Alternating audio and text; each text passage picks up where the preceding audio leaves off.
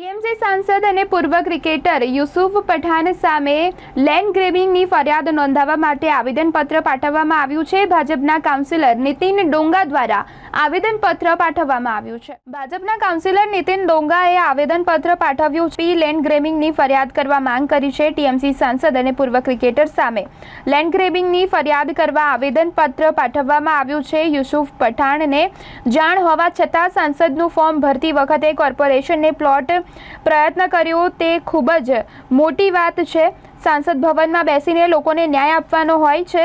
જો તમે જ ખોટું કર્યું હોય તો પછી લોકોને શું ન્યાય મળવાનો છે તેવા વેધક સવાલો પૂછવામાં આવ્યા છે। સમગ્ર મામલે મ્યુનિસિપલ કમિશનરનું નિવેદન સામે આવ્યું છે। વર્ષ 2014માં સરકારે દરખાસ્ત કરી હતી નામંજૂર, ત્યારે હાલમાં સમગ્ર મામલે તપાસમાં છે। ત્યારે લેન્ડ ગ્રેબિંગનો મામલો કલેક્ટરનો છે, પરંતુ લેન્ડ ગ્રેબિંગ થાય છે કે નહીં તે વિશે પણ તપાસનો છે। હાલમાં કોર્પોરેશન એ 10 દિવસમાં દબાણ દૂર કરવાની નોટિસ આપી છે। જો દબાણ દૂર નહીં કરે તો નિયમ મુજબ શોર્ટ નોટિસ આપી કાર્યવાહી કરવામાં આવશે। કોર્પોરેશનને થોડા દિવસ પહેલાં ધ્યાન પર આવ્યું કે માનનીય સાંસદ શ્રી યુસુફભાઈ પઠાણ દ્વારા કોર્પોરેશનના TP 22ના ફાઇનલ પ્લોટ 90 ઉપર ગેરકાયદેસર કબજો કરેલ છે।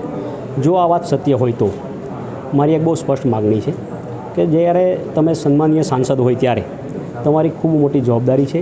આ દેશની અંદર કાયદાનું પાલન પણ કરવાની તમારી જરૂર છે અને નવા કાયદા બનાવવાનો પણ તમને અધિકાર છે। તો જ્યારે તમે સાંસદ તરીકે જો ગેરકાયદેસર કામ કરતા હોય તો અને સાથે સાથે એમણે પોતાના ચૂંટણી એફિડેવિટની અંદર પણ આ ફાઇનલ પ્લોટ 90ને પોતાની માલિકીનો બતાવ્યો છે, તો જો આ પ્લોટ હકીકતે કોર્પોરેશનની માલિકીનો હોય તો આની સામે કડક કાર્યવાહી કરવી જોઈએ અને દાખલારૂપ એક કામ કરવું પડે। કારણ કે જ્યારે સન્માનીય સાંસદ જ જો ખોટું કરતા હોય તો પછી આ દેશમાં એ લોકો માટે શું કરશે?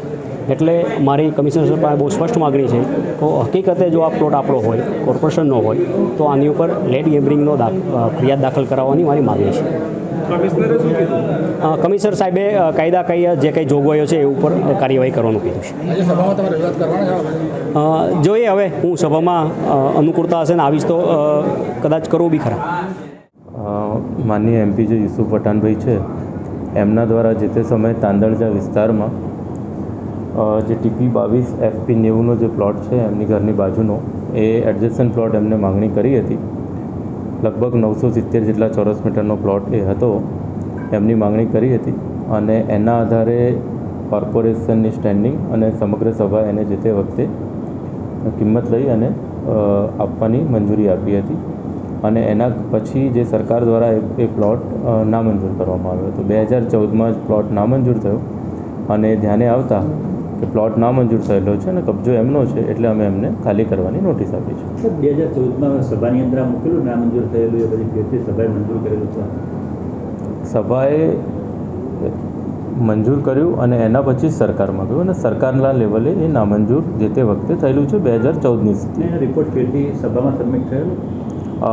એ જે રેકોર્ડ ઉપર જે મારી જોડે રેકોર્ડ પ્રસ્તુત થયું છે, રેકોર્ડ અધ્યયન કરતાં એ સભાએ મંજૂર કરી અને પછી સરકારમાં મોકલ્યું, સરકારે નામ સર સવાલ એ છે 2014માં સરકારે નામ આવ્યું હોય અને 2024 અત્યાર સુધી જે કબજો એમને રાખ્યો છે, તો જે જવાબદાર અધિકારીઓ જેની જવાબદારી બને છે પ્લોટ પર કોઈનો કબજો છે તે જોવાનું, એમની ઉપર કોઈ કાર્યવાહી થશે?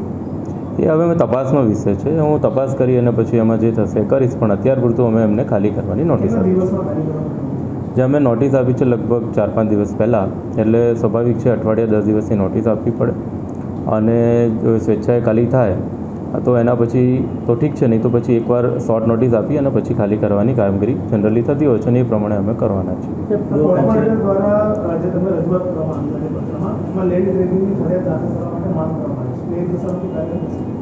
પહેલાં એ જોવામાં આવશે કે આ લેન્ડ ગ્રેબિંગ તો છે કે નહીં, એ કલેક્ટરશ્રીનો વિષય છે।